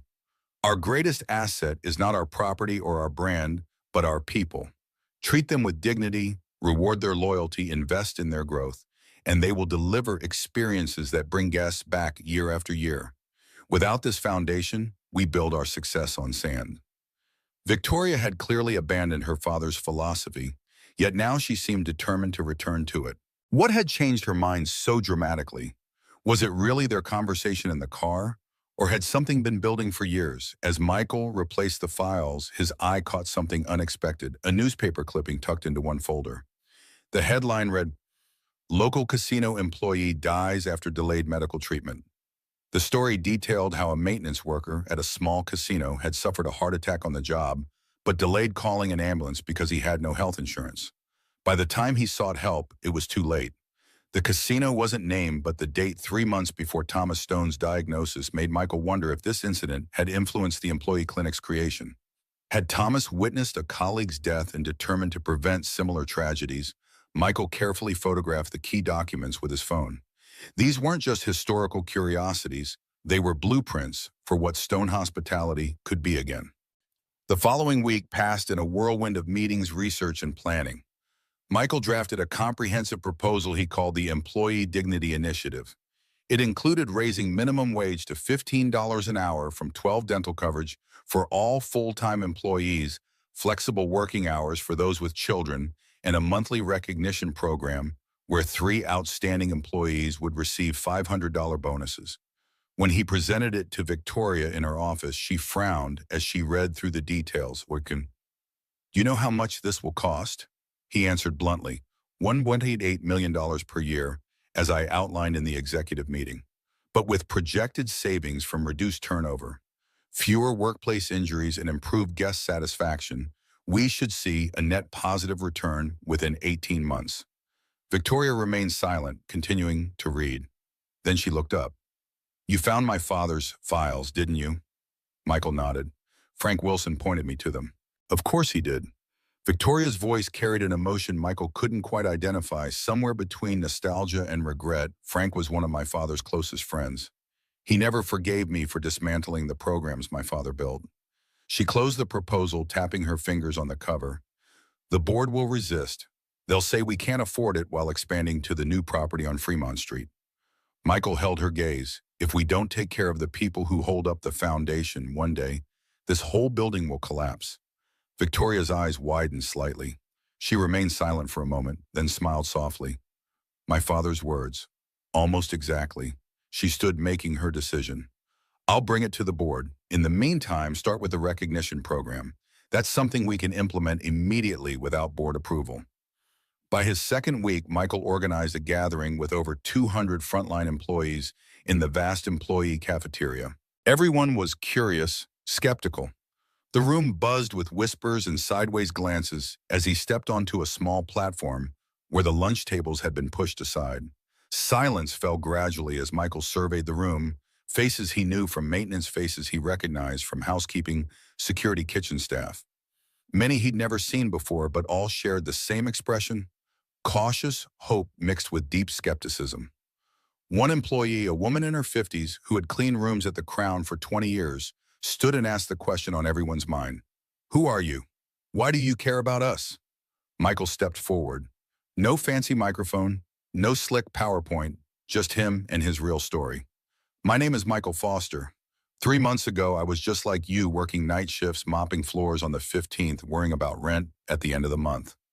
But then one night I did something simple. I helped someone who needed help, and that changed my life. He looked directly at the rows in front of him. But today I'm not here to tell you about me. I'm here to tell you this: you matter. His voice cracked with emotion. You are not just maintenance workers, not just housekeepers, not invisible people.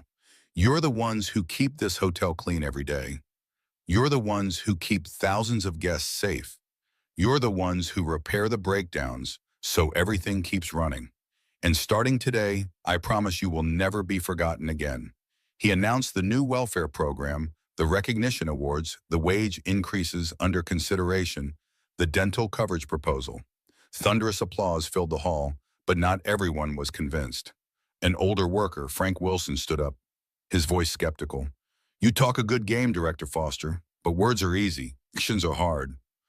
Michael nodded firmly. You're right, so give me 3 months. If I don't deliver, you have the right to demand my dismissal. Frank quietly nodded. Fine. 3 months. As the meeting dispersed, Michael noticed Richard Bennett standing at the back of the room, arms crossed, expression unreadable. Their eyes met briefly before Richard turned and left without a word. That evening, Michael received another message, this time from Robert. Need to talk, not over phone, meet at Rosie's Diner, 9 p.m. Rosie's was a 24-hour place near the employee parking structure where night shift workers often grab coffee before their shifts. Michael arrived to find Robert already in a corner booth, coffee cup between his hands. Thanks for coming, man. Robert's voice was hushed despite the clatter of dishes and murmured conversations around them. I overheard something today. Something you need to know. Michael slid into the booth. What is it? Robert leaned forward. Bennett and Harris were talking in the executive lounge. They don't know I was fixing an outlet behind the plants. They're planning to sabotage you. How Bennett's asking department heads to delay implementing any of your initiatives.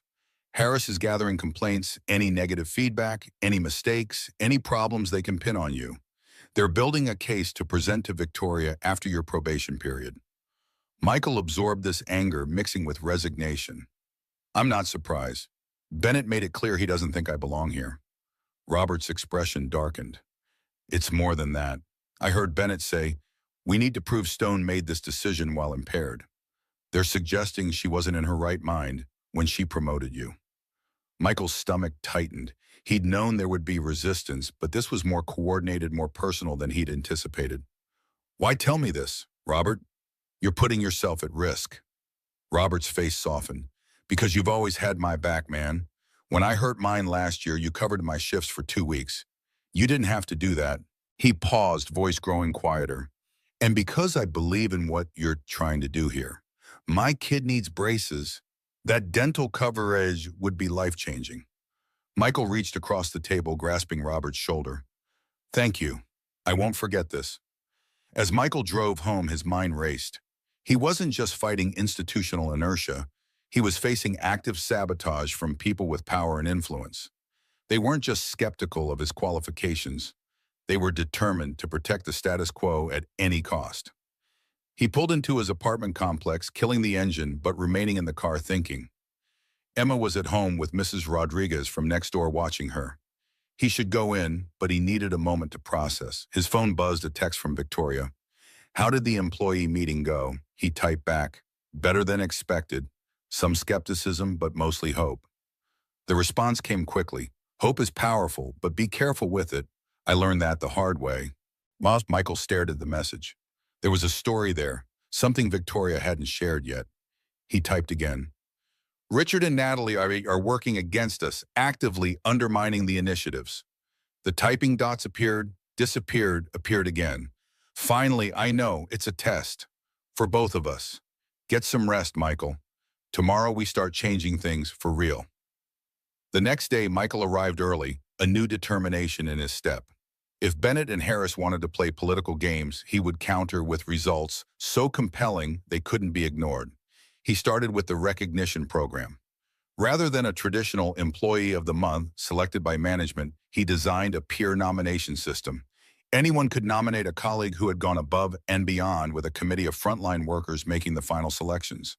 When the first 3 names were announced at the end of the month, the impact was immediate and profound. Maria Rodriguez, 20 years as a housekeeper, known for leaving small towel animals for children in guest rooms. Carlos Vasquez, maintenance worker, who stayed 16 hours during a power outage, manually operating the backup generators. Linda Chen, security guard, who had learned basic phrases in 7 languages to help international guests feel welcome. All 3 cried when they received their awards because it was the first time in their lives someone had said thank you and truly meant it. In the executive dining room afterward, Natalie approached Michael's table. Cute ceremony. Very touching. But do you really think $500 bonuses and public praise will solve systemic problems? Michael met her gaze evenly. It's a start. Recognition costs almost nothing, but means everything. Try it sometime with your own team. Her eyes narrowed. My team consistently delivers the highest marketing ROI in the industry. They know they're valued. Do they? Or do they just know they're successful? There's a difference. She opened her mouth to respond, but was interrupted by Richard appearing at her elbow. Harris, we need to discuss the Q3 projections. Director Foster, I trust you're documenting all expenditures for your little initiative. The board will want a full accounting, of course. I'm tracking everything down to the penny. Feel free to review the reports anytime. Richard's smile didn't reach his eyes. Oh, I will. After they left, Victoria slid into the seat across from Michael. I see you're making friends. Michael sighed. Not exactly. But the program is working. You should have seen their faces when they received the recognition. It wasn't about the money, it was about being seen. Victoria's expression softened. My father used to say that too, that all people really want is to be seen, to know their work matters. I found something else in the archives. Michael hesitated, then continued. A news clipping about a maintenance worker who died because he delayed medical treatment. He had no insurance. Was that why your father started the employee clinic? Victoria's face paled slightly. James Morales. He worked with my father for 15 years, had 3 kids, died on the way to the hospital. I'm sorry, she shook her head. Don't be sorry, be angry. That's what my father was. Angry enough to change things. She stood abruptly. That's why I'm bringing your full proposal to the board tomorrow. Not just the recognition program, all of it. The wage increases, the healthcare expansion, everything. Michael stared up at her. The board will push back. Let them. She straightened her jacket. It's time I remembered whose name is on the building. My father built this company on certain principles. It's time we return to them. The following morning, Michael received an urgent text from Victoria. Board meeting moved up. Conference room A. Now. He rushed to the executive floor, straightening his tie in the elevator. When he arrived, the tension in the room was palpable.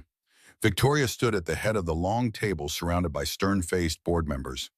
Richard sat near her, a satisfied smirk playing at the corners of his mouth. Ah, Director Foster. Just in time. Victoria's voice was calm, but Michael detected an undercurrent of strain. I was just explaining to the board your employee dignity initiative.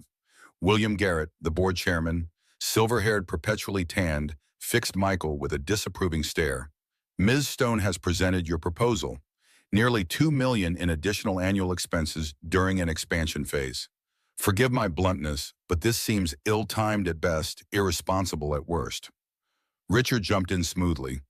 Furthermore, the recommendations come from someone with no business background, no management experience, and frankly, questionable qualifications for his position. Michael felt the weight of every eye in the room. This was the moment they'd been orchestrating his public humiliation before the people who could terminate his position with a single vote. But rather than intimidation, he felt a curious calm settle over him. He approached the table, setting down his folder. "Mr. Garrett, members of the board, thank you for considering this proposal. I understand your concerns about timing and marketing, but I'd like to share some additional context that might influence your perspective." From inside the folder, he withdrew several documents. "This is the original mission statement of Stone Hospitality, written by Thomas Stone himself." He read aloud, "To create a workplace where every employee is valued, respected, and empowered to deliver exceptional guest experiences." He placed another document on the table. "This is data from the years when Stone Hospitality had comprehensive employee benefits, similar to what I'm proposing. During that period, turnover was 18% lower than today. Guest satisfaction scores were 12 points higher. Revenue per available room was 9% above the industry average." The board members exchanged glances. Michael continued, "And this," he pulled out the newspaper clipping about James Morales. "This is why Thomas Stone created the employee health clinic that was dismantled 3 years ago. A man died because he couldn't afford health care. A preventable tragedy." William Garrett frowned. "That was unfortunate, but business decisions can't be based on isolated incidents or emotional responses." Michael nodded. "I agree completely. That's why my proposal is backed by financial projections showing a full return on investment within 18 months and continued savings thereafter." "This isn't charity, it's sound business strategy," Richard interrupted. "Those projections are based on assumptions that can't be verified. You're asking us to gamble millions on the word of a former maintenance worker with no financial expertise." The dismissive tone made Michael's jaw tighten, but before he could respond, Victoria spoke. "Actually, I've had our finance department review Director Foster's projections. Their analysis confirms his numbers are, if anything, conservative." She placed a thick report on the table. "The data supports what my father always knew instinctively. Treating employees with dignity doesn't just benefit them. It benefits the bottom line." The boardroom fell silent as members paged through the report. Finally, William Garrett looked up. "I'll need time to review this thoroughly. We'll reconvene next week for a final decision." Victoria nodded. "Thank you, gentlemen. That's all for today."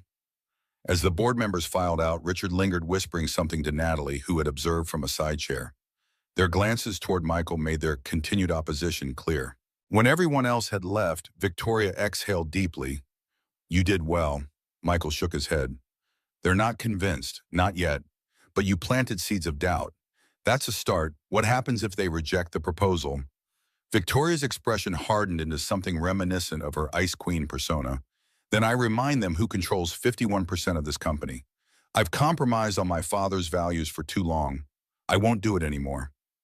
Michael studied her face, the determination, the resolve, the echoes of the vulnerable woman from the car, still visible beneath the surface. What changed? "Before that night, before our conversation, you were headed in a different direction." Victoria was quiet for a long moment. "Do you know what scared me most that night? Not the embarrassment, not the phones recording me. It was looking into a mirror and seeing a stranger. Someone my father wouldn't recognize. Someone I didn't want to be." She straightened a stack of papers unnecessarily. "When you helped me, when you listened, it was like hearing my father's voice again after a decade of silence." She smiled faintly. "Sometimes we need someone to remind us who we're supposed to be."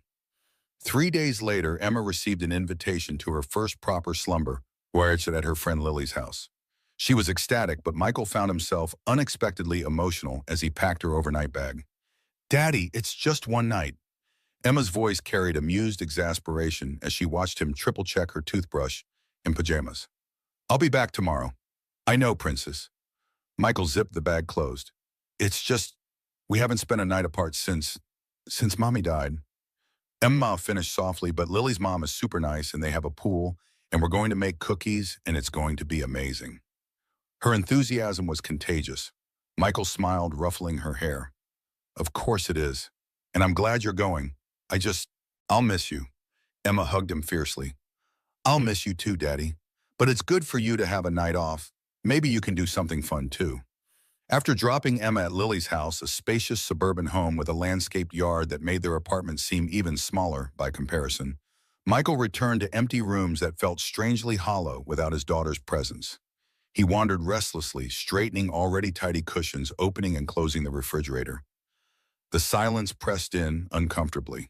When his phone rang, he answered immediately, grateful for the interruption. It was Victoria. I hope I'm not disturbing you. Not at all. Emma's at her first sleepover. I'm just rattling around the apartment. Perfect timing then. I need your help with something. Can you meet me at the hotel in an hour, basement level old record room? The basement corridors were eerily quiet after hours. Michael found Victoria already in the records room, surrounded by open boxes and scattered files. Sorry for the mystery, Victoria looked up as he entered. I didn't want to discuss this over the phone. I've been searching for something my father left behind. Michael surveyed the chaos. What exactly? She held up a worn leather journal, his personal records. I remembered he kept detailed notes about the business thing he didn't trust to company files. I've been looking for evidence to counter the board's resistance. She opened the journal to a marked page. Look at this. My father documented everything. The cost savings from preventative health care through the employee clinic. The revenue increases directly tied to staff retention. Even guest comments specifically mentioning long-term employees by name. Michael scanned the meticulous handwriting. Your father was thorough. Victoria nodded. He was building a case year by year, proving that employee welfare and business success weren't opposing forces, but complementary ones. She turned another page. And here's the clincher, the employee ownership program he was developing before he died. Profit sharing for everyone, not just executives. She looked up, eyes bright with purpose. This is how we win the board over. Not just with financial projections, but with proven history. My father already ran this experiment, and it worked. As they pored over Thomas Stone's journals late into the night, Michael gained new insight into both the man and his daughter. Thomas had been a visionary, someone who understood that true leadership meant lifting others up, not standing on their backs. And Victoria, beneath her carefully constructed corporate persona, was her father's daughter after all. She'd lost her way, but the compass still worked. When they finally emerged from the records room, the hotel was deep in its nighttime routines. The distant hum of vacuum cleaners, the occasional cart rolling past. Victoria stretched stiff from hours hunched over documents. Thank you for coming, for helping with this. Michael nodded. Thank you for trusting me with it. They walked together toward the elevators, footsteps echoing in the empty corridor. Victoria paused. You know, I haven't felt this purposeful in years. Like I'm finally doing what I'm supposed to be doing. Michael smiled. Your father would be proud. She turned to him, eyes suddenly vulnerable. Do you really think so?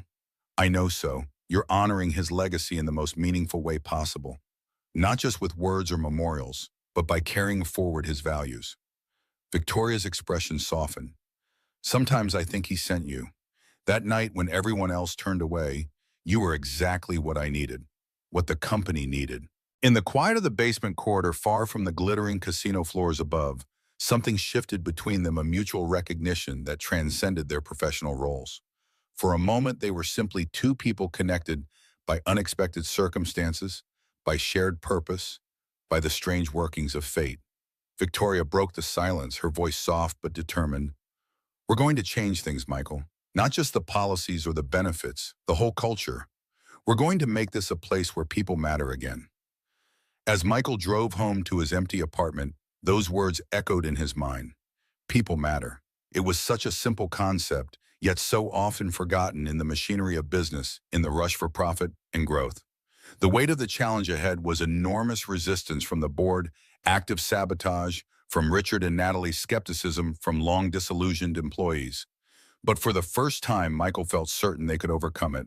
Not because of strategies or data or business cases, though those were necessary, but because at its core, their cause was fundamentally right. He thought of Emma sleeping peacefully at her friend's house, of Sarah who had taught him that kindness was strength, not weakness, of Thomas Stone's journal filled with evidence that doing right by people was also doing right by business. Some truths, it seemed, needed to be rediscovered by each generation. And sometimes it took an unlikely partnership, a maintenance man and a CEO, to remember them again. 3 months passed like a whirlwind. Michael's employee dignity initiative unfolded in carefully planned stages. First came the recognition program, then expanded healthcare benefits. Finally, the wage increases. Each implementation tracked meticulously with data proving the connection between employee satisfaction and business performance. The resistance he'd anticipated materialized immediately. Department heads delayed paperwork. Budgets mysteriously shrank. Equipment requisitions vanished. But for each obstacle, Michael developed a workaround, often enlisting the very employees affected to help solve the problems. Robert proved an invaluable ally navigating the complex informal networks within the hotel. Frank Wilson, initially the most skeptical, gradually shifted from opposition to grudging respect as Michael consistently delivered on his promises. No grand speeches, just steady results. By month's end, the first hard data arrived: guest complaints down 17%. A maintenance crew innovation saved $14,000 in monthly operational costs. Housekeeping turnover dropped 22%. Each small victory, Michael documented meticulously, building a bulletproof case that employee welfare and profitability weren't opposing forces. At the 3-month mark, Victoria called a special executive meeting. The boardroom atmosphere crackled with tension as Michael distributed his final probationary report, 42 pages of detailed analytics and projections. As you can see, he concluded, employee satisfaction has risen from 45% to 73%. Turnover has dropped 35%. Productivity increased 22%. Richard Bennett studied the report with uncharacteristic silence. Unlike previous meetings, he offered no immediate rebuttal. Finally, he closed the folder.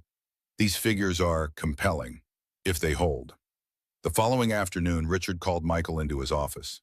The HR director's expression remained unreadable behind his gold-rimmed glasses. Michael braced himself for another battle. Foster. Richard began tapping his fingers on Michael's report. I've independently verified your data with finance. The numbers are sound. Michael nodded cautiously. I've been in corporate management for 27 years. I've seen dozens of initiatives like yours, well-intentioned programs that prioritize employee comfort over business fundamentals. They invariably fail. Richard leaned forward. I was certain yours would too. I was wrong. The admission hung in the air between them. I still have concerns about your unconventional background, Richard continued, but I cannot argue with results. Consider your probation concluded. Successfully. He stood extending his hand. Welcome officially to the leadership team, Director Foster. That evening, Michael received a text from Robert. Frank wants to see you, maintenance break room, now.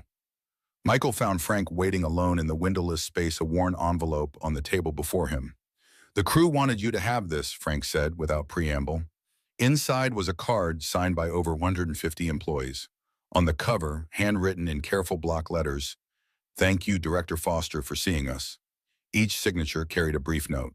My daughter's toothache finally got treated. First time I haven't worked in pain in years. Finally sleeping through the night without worrying about bills. Michael struggled to maintain composure as he read each message. These weren't corporate metrics. They were human lives improved. You know, Frank said, his weathered face softening, in 35 years, I've seen a lot of promises made from that executive floor. Most weren't worth the breath used to speak them. But you, he paused, choosing his words carefully. Thomas Stone would have liked you. Coming from Frank, no higher praise existed. I didn't do this alone, Michael replied. It was everyone, Victoria taking the risk, you keeping me honest, the staff trusting the process even when they had every reason not to. Frank nodded. That's exactly why you're succeeding where others failed.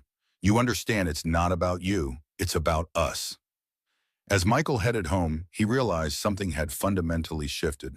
He'd entered this role expecting it would be temporary, that eventually the corporate machine would reject this foreign element from the maintenance department.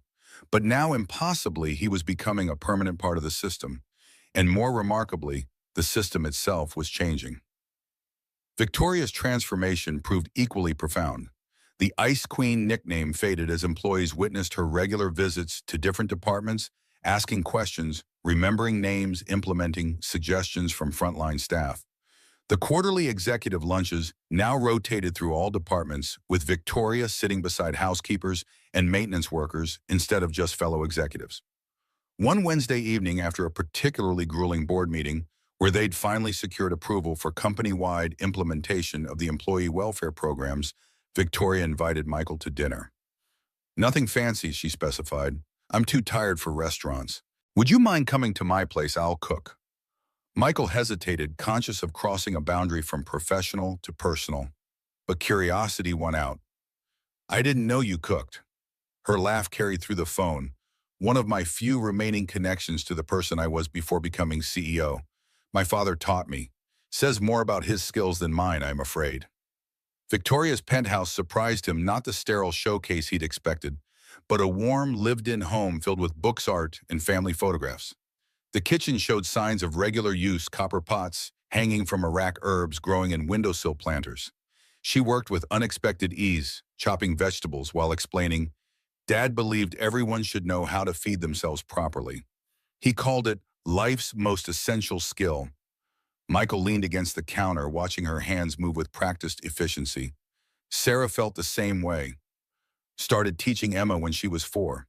They'd make these elaborate weekend breakfasts together. Mentioning Sarah felt natural, not painful. Victoria nodded, understanding the significance. Tell me about her if you'd like to. Over a simple but delicious pasta dish, Michael shared stories of Sarah, her quick wit, her passion for teaching her final brave months. Victoria listened intently, asking thoughtful questions without pity or awkwardness. She sounds remarkable, Victoria said as they moved to the living room with cups of coffee. Emma has so much of her in her, doesn't she? Every day I see more of Sarah in her. It's beautiful and heartbreaking simultaneously. Michael paused, then added, I've never really talked about Sarah like this with anyone. Not since. Sometimes we need distance before we can look back clearly, Victoria offered. I couldn't talk about my father for years. Now I find myself sharing his stories constantly, like I'm making up for lost time. She pointed to a shelf lined with leather journals, his diaries. I've been reading them chronologically, one entry each night. Michael smiled. That explains how you keep quoting him so perfectly in meetings. My secret weapon, she admitted, pulling one down and opening to a marked page. Listen to this. The true measure of a business isn't quarterly profits, but whether employees bring their whole selves to work each day. Money follows meaning, not the reverse. Visionary, Michael observed, and now through you his vision is being realized. Victoria's expression sobered. I abandoned it for so long. Chose expansion over community, metrics over people. I became everything he warned against. But you found your way back, Michael reminded her, and that's what matters. As the evening continued, their conversation flowed naturally from business to personal histories to philosophical musings on leadership. When Michael finally checked his watch, he was shocked to discover it was nearly midnight. I should go. Emma will be wondering, he began. Of course, Victoria nodded. This was nice. Thank you for coming. At the door, an awkward moment hung between them, more than colleagues now, but the exact nature of their relationship undefined. Victoria solved it by handing him a small wrapped package. For Emma, if it's appropriate. Michael opened it to find a beautiful leather-bound journal, the cover embossed with Emma's name. My father gave me my first journal when I was her age, Victoria explained. He said writing down our thoughts helps us understand who we really are. She hesitated, suddenly uncertain. I thought she might like having that connection to Sarah, somewhere to keep her memories. Michael felt unexpected emotion rising. Such a simple gesture, yet so profoundly thoughtful. This means more than you know, thank you. The elevator ride down from Victoria's penthouse gave Michael time to reflect on the evening. Something was developing between them. Something neither had planned for, but which felt as natural as it was unexpected. The new dynamic faced its first real test when Emma confronted Michael after school one afternoon. He'd noticed her unusual quietness in the car, responding to his questions with uncharacteristic single-word answers. At home, she retreated to her room without explanation. Following her, Michael found his daughter clutching the journal Victoria had given her, her expression troubled. Emma, what's wrong, princess? She looked up, eyes searching his face. Daddy, are you going to marry Ms. Stone? The question hit like a thunderbolt. What? No, why would you ask that? Lily said her dad saw you and Miss Stone having dinner at Rosie's, and you talk about her all the time. Michael sat beside Emma, choosing his words carefully. Ms. Stone and I work closely together. We're becoming friends. That's all. But you like her. Not a question and observation delivered with a child's piercing insight. Michael hesitated. He'd never lied to Emma. He wouldn't start now.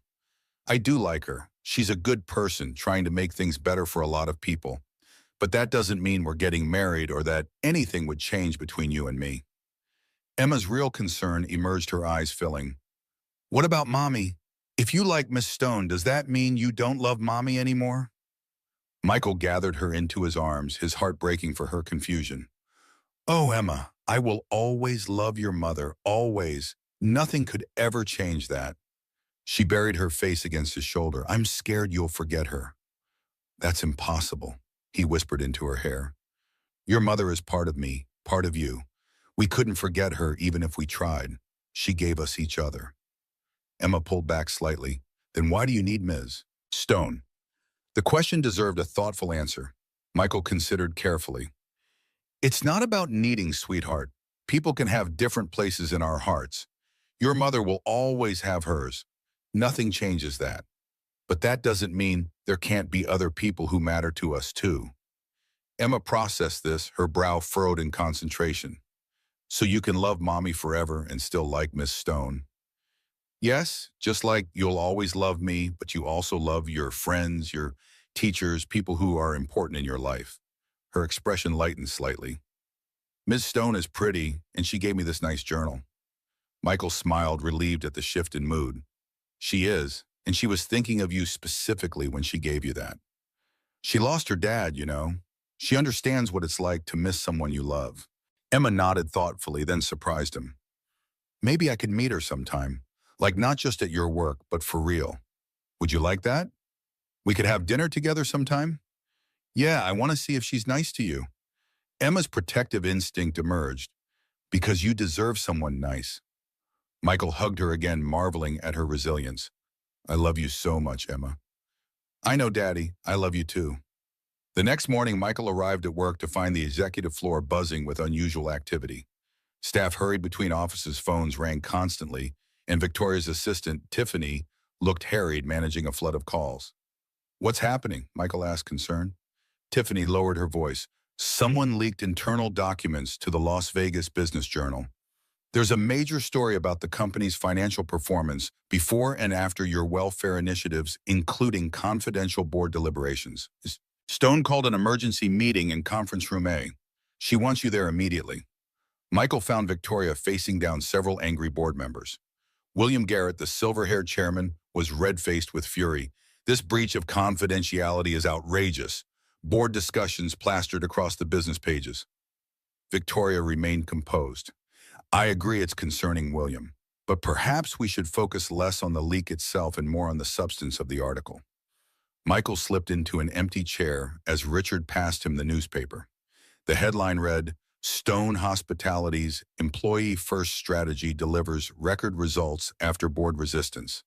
The article detailed the internal struggle over Michael's initiatives with direct quotes from board members who had opposed the changes despite promising financial projections. Now that the programs were proving successful, these same executives appeared obstructionist and short-sighted. This has your fingerprints all over it, Foster, Garrett accused. Who did you talk to at the Journal? Michael met his gaze steadily. No one, sir. I've never spoken with any reporter about internal matters. Victoria interjected. Michael has shown nothing but professionalism. The focus should be on our response, not baseless accusations. From the corner, Natalie Harris spoke up unexpectedly. I think we need to embrace this, not fight it. All eyes turned to her in surprise. The article essentially says we resisted changes that are now proving successful. She continued, lifting the newspaper. Fighting that narrative of it only makes us look worse. Look at the stock price. It's up 3% since the market opened. Investors like the results they're seeing. Richard nodded slowly. Natalie's right. From a PR perspective, our best move is to own this story. Acknowledge past hesitation, but emphasize our commitment to the new direction. Garrett's face reddened further. So we just accept being portrayed as obstructionists. We accept being portrayed as a company willing to change course when evidence supports it. Victoria replied evenly. That's not weakness, William. It's good governance. The tension gradually dissipated as the conversation shifted from blame to strategy. After the meeting adjourned, Victoria pulled Michael aside. My office, 15 minutes. When Michael entered her office, Victoria stood by the window, her back to the door, shoulders tense. Victoria, he asked quietly. She turned her expression, troubled. I need to ask you something, and I need absolute honesty. Of course. Did you leak those documents? She held up a hand as he began to protest. I'm not accusing you, I just need to know. No, Michael answered firmly. I would never betray your trust that way. She studied his face, then nodded. I believe you. Do you have any idea who might have? Victoria sighed. Several possibilities. Not everyone on the board is happy with my leadership. This could be an attempt to force a confrontation. She moved to her desk, picking up the newspaper. The irony is, as Natalie pointed out, this actually helps us. The results speak for themselves. Your 3-month data has exceeded even our optimistic projections. So what happens now? A determined smile replaced her concern. Now we double down. That's genius. Amen. The quarterly all-staff meeting is next week. Perfect timing to address this publicly and reaffirm our commitment to the new direction. After leaving Victoria's office, Michael headed to the maintenance department for his weekly check-in with the crews. He found an unexpected visitor waiting, Natalie Harris. We need to talk, she said without preamble. Not here. My office? Now. Once inside her sleek marketing department office, she closed the door firmly. I know who leaked the documents. Michael stared. Who? Richard. Her declaration hung in the air. He thought the article would embarrass Victoria, force the board to question her judgment. He never anticipated the positive market reaction. Why are you telling me this? Natalie paced, tension visible in every movement. Because I'm tired of the games. I opposed you because I thought you were a publicity stunt. Victoria's attempt to rehabilitate her image from that party. I was wrong. What you're doing is working. She stopped, facing him directly. And Richard is planning something bigger. He's been meeting privately with Garrett and 2 other board members. I think they're trying to force Victoria out. Michael absorbed this alarm, growing. Have you told Victoria? Not yet. I wanted to talk to you first. Natalie's expression revealed discomfort at the admission. Richard and I have been close. He believes I'm still on his side. The implication was clear. Natalie could provide valuable intelligence about Richard's plans. Michael considered her carefully. Why should I trust you? A thin smile crossed her face. You shouldn't, not completely, but I respect results, and your results are undeniable. She hesitated, then added in a quieter voice. And my father was a hotel maintenance man in Atlantic City for 30 years. He died with calloused hands and a broken body. What you're doing here, it would have changed his life. The personal admission shifted Michael's perception of her. Behind the polished exterior was someone shaped by her own history. All right, we'll work together, but Victoria needs to know everything. I'll talk to her tomorrow. Natalie nodded. Watch Richard carefully. He doesn't lose gracefully. The Stone Hospitality quarterly all-staff meeting transformed the hotel's largest ballroom. Employees from every department gathered, executives in tailored suits alongside housekeepers still in uniform. The traditional seating arrangement had been abandoned. Management and frontline staff now mingled throughout the room. Victoria took the stage to thunderous applause, not the polite, obligatory clapping of previous meetings, but genuine enthusiasm. Gone was the distant executive in power suits. Today she wore a simple blue dress, her hair pulled back naturally, her expression open and engaged. Good afternoon, everyone. Thank you for being here. She paused, looking across the room. I want to begin by acknowledging something. Many of you have probably seen the recent article about changes at Stone Hospitality. Murmurs rippled through the crowd. Some might expect me to downplay that story. I won't. Because at its core, it's about something important, our journey back to the values this company was founded on. Victoria moved to the edge of the stage, abandoning the podium. My father started this company with a simple belief that treating people with dignity wasn't just right. It was good business. Somewhere along the way, I lost sight of that. I prioritized growth over the people who make that growth possible. You, all of you. The room fell completely silent. I'm not proud of the leader I became. The Ice Queen, I believe some of you called me. Scattered, nervous laughter acknowledged the nickname. It was fitting. I had frozen out the most important part of this company, its heart. Victoria's gaze found Michael in the wings, and her expression softened. 3 months ago, something happened that changed everything. One person chose kindness when everyone else chose indifference. That single act reminded me who I was supposed to be. She gestured toward Michael, inviting him on stage. Director Foster didn't just help me that night. He helped all of us by reminding me what matters most, that a company is its people, not its profit margins. As Michael joined her, the applause startled him with its intensity. Housekeepers, maintenance workers, kitchen staff, people who had once been invisible were now on their feet, some with tears in their eyes. The initiatives we've implemented aren't revolutionary, Victoria continued.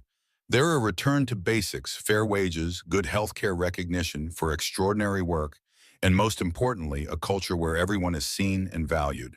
She extended her hand toward Michael. I'd like Director Foster to share more about what we've accomplished together and where we're headed next. Michael approached the microphone, momentarily overwhelmed. 3 months ago, he'd been mopping floors. Now he addressed the entire company as a peer leader. 3 months ago, I was fixing leaking toilets on the 15th floor. He began, earning appreciative laughter. Today I'm standing here because one person saw value and perspectives that had been overlooked. But this isn't about me.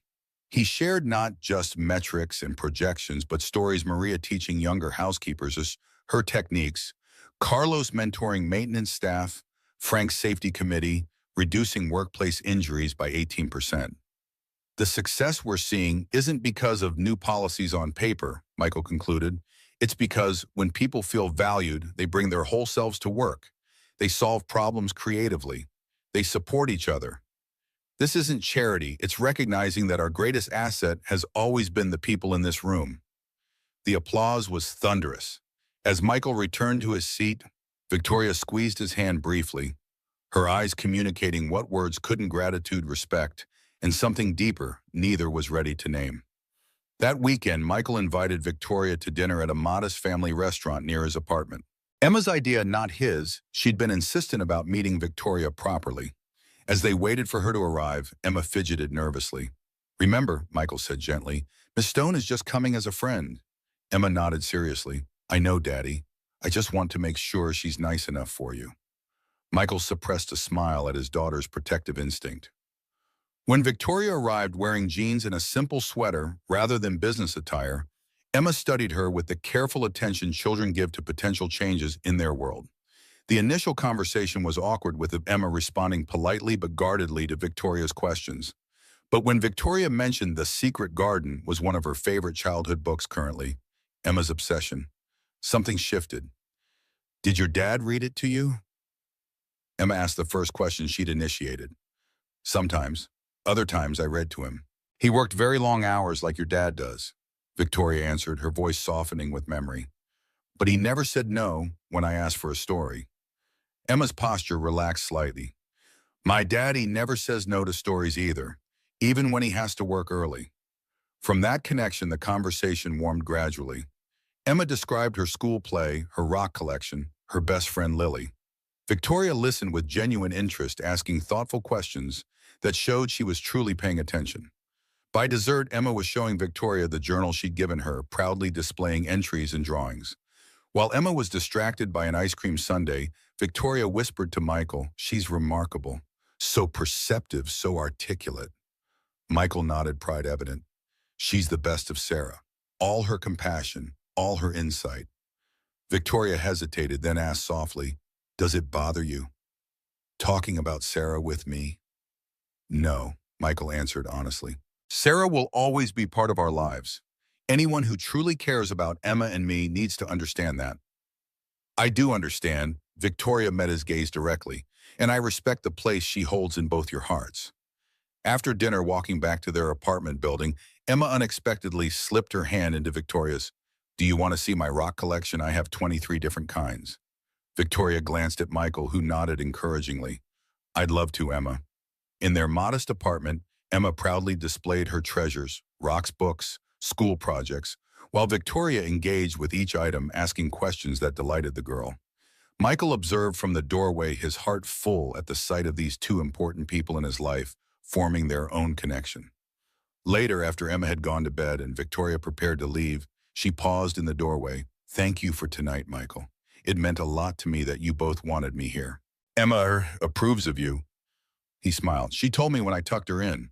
Victoria's expression brightened. "Did she? What did she say?" "She said Ms. Stone listens like she really cares what I'm saying. Most grown-ups just pretend." Victoria blinked rapidly, emotion rising unexpectedly. "That might be the nicest compliment I've ever received." As they stood in the narrow hallway, something unspoken passed between them, a recognition that whatever was developing between them had just crossed an important threshold. Victoria broke the moment first, her professional demeanor returning slightly. "Natalie came to see me today, told me everything about Richard. Are you concerned?" "No." Her confidence returned. "Let them scheme. We're building something they can't tear down with boardroom politics, a company people actually want to work for." Her hand found his briefly. "Besides, I'm not alone anymore. I have good people around me now. People I trust." 1 year after the night that changed everything, Stone Hospitality gathered for a special event, the inauguration of the Thomas Stone Memorial Scholarship Fund for employees' children. Emma, the first recipient, stood proudly beside Michael as Victoria presented the award. "Education was my father's greatest hope for me," Victoria explained to the crowd. "Now Stone Hospitality extends that opportunity to our extended family." Michael, now Vice President of Culture and Employee Welfare, addressed the audience. "A year ago, I was fixing leaking faucets. Today, I'm here because one person remembered her father's vision for what this company could be." He gestured to the employees filling the room. "But the real success story isn't me or Miss Stone. It's all of you. It's Maria's suggestion that improved our room cleaning protocols.